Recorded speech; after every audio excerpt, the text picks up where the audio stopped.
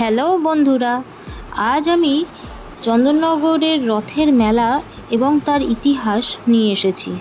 চন্দননগরের রথযাত্রা প্রায় ২৫০ বছরের পুরনো ঐতিহ্যবাহী উৎসব। স্থানীয় মানুষদের মুখে শোনা যায়, চন্দননগরের লক্ষ্মীগঞ্জ বাজারের ব্যবসায়ী যদুবেন্দ্র ঘোষ জগন্নাথ দেবের স্বপ্নাদেশে ১৭৭৬ সালে এই রথযাত্রার সূচনা করেন।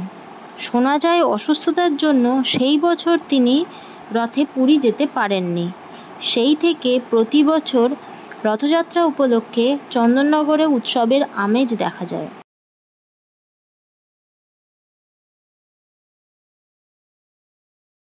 প্রথমে কাঠের রথ থাকলেও পরবর্তীকালে তা জীর্ণ হয়ে যাওয়ায় স্থানীয় ব্যবসায়ী ও জনসাধারণের সহায়তায় ৬০ টন ওজনের একটি লোহার রথ তৈরি করা হয় ১৯৬২ সালে। বর্তমানে রথটি সেই রথ, যার উচ্চতা প্রায় ৪০ ফুট।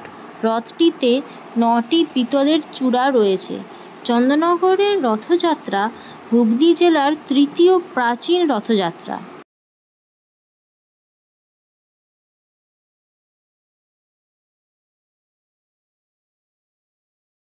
এই রথটি রথযাত্রার দিন বের করা হয় জগন্নাথ দেবকে নিয়ে। তারপর একটি নির্দিষ্ট পথ অতিক্রম করা হয়। তারপর ঠাকুরদের এই জগন্নাথ বাড়ি বলে নির্দিষ্ট জায়গায় ৭ দিন রাখা হয়, অর্থাৎ উল্টো রথ পর্যন্ত। এই ৭ দিন মেলা বসে এই জায়গায়। আর এই ৭ দিন ঠাকুরের ৭ রকম বেশে সাজানোও হয়, যেমন রাজবেশ, কোটাল বেশ, চতুর্ভুজ মূর্তি, নাগপাশ বন্ধন ইত্যাদি। এই জগন্নাথ বাড়ি আনুমানিক ১৮০০ শতাব্দীর শেষ ভাগ বা ১৯০০ শতাব্দীর শুরুতে নির্মিত। এবার আমি যেদিন গেছিলাম সেই দিন ঠাকুরকে কোটাল বেশে সাজানো হয়েছিল।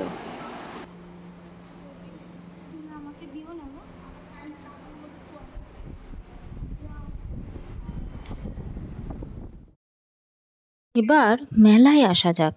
এখানে বাচ্চাদের খেলনার দোকান, কাঁচের চীনামাটির বিভিন্ন জিনিসপত্র যেমন কাপ, প্লেট, নুন রাখার জিনিস এসবের দোকান, প্লাস্টিকের বিভিন্ন জিনিসপত্র যেমন গামলা, টুল, ঝুড়ি এইসবের দোকান। তারপর বিভিন্ন সাজের জিনিসের দোকান। তাছাড়া বাদাম ভাজা জিলিপির দোকান তো রয়েইছে। বেশ সুন্দর গোছানো মেলা। সেখান থেকে আমি ২টো গামলা কিনেছিলাম আমার গাছ লাগানোর জন্য ইউজ করব বলে। আর আমার বন্ধুটি সেও ২টো গামলা আর টুল কিনেছিল। সবগুলোর দামই মোটামুটি ২০ টাকাই নিয়েছিল।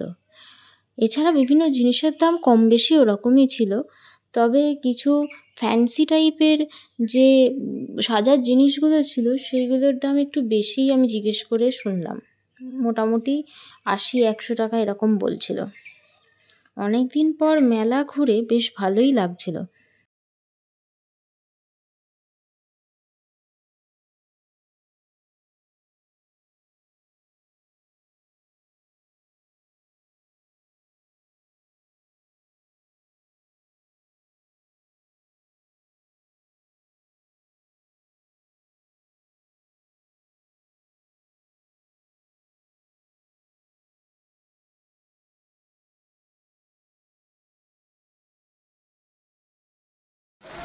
নিয়ে কি করবো এত অর্থকে?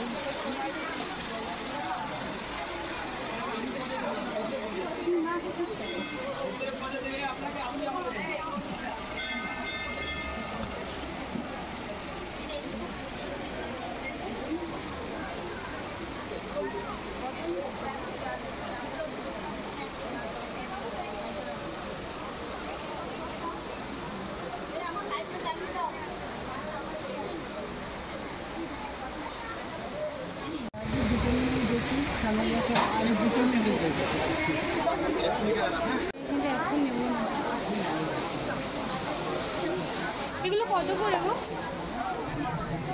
১০০? খাওয়া দাওয়া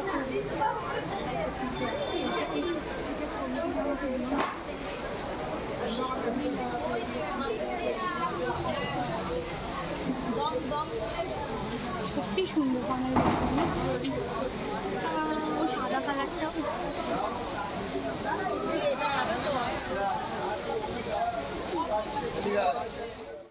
আমার এই ধরনের কানেরও বেশ ভালো লাগে, এই ধরনের কানেরও ভালো লাগে। হ্যাঁ, কিন্তু জানি না আমাকে পরলে মানাবে কিনা, ভয়েতে কিনি না।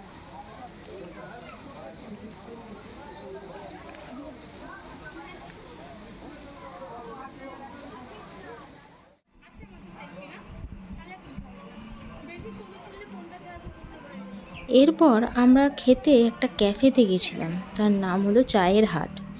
বেশ সুন্দর ছিমছাম জায়গা। এই জায়গার বিশেষত্বই হলো পুরো ক্যাফেটা এনভায়রনমেন্ট ফ্রেন্ডলি, মানে গাছপালা প্রাকৃতিক সৌন্দর্যের মাঝে বসে সুন্দর বিভিন্ন রকমের চা স্ন্যাক্স উপভোগ করাই যায়।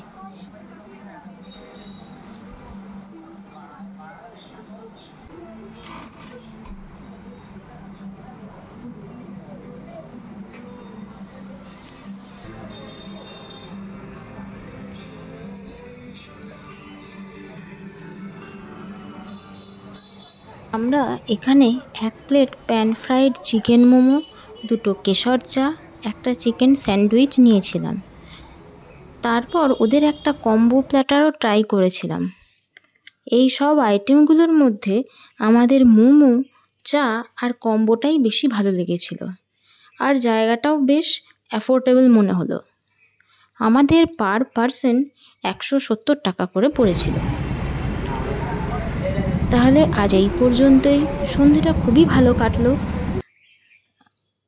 ভিডিওটা তোমাদের কেমন লাগলো জানিও কমেন্টে, আর লাইক আর সাবস্ক্রাইব করতে ভুলো না।